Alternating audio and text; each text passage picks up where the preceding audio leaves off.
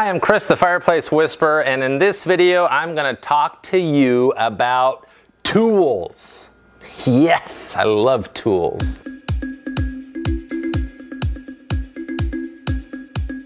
These tools here on my workstation represent about 50% of the tools that I take with me out on the installation field when I'm installing a wood, gas, pellet, freestanding stove, insert, or fireplace.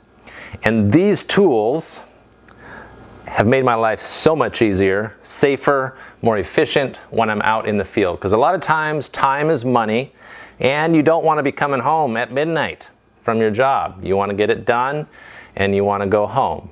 So the tools that you have and how you organize them in your vehicle can do just that and make your life simpler, easier. That's what we all want as a fireplace installer. Now, I'm not going to go over specifically each tool here because that would take hours. What I'm going to do is make shorter videos that go over specifically the difference between a flathead screwdriver and a Phillips screwdriver.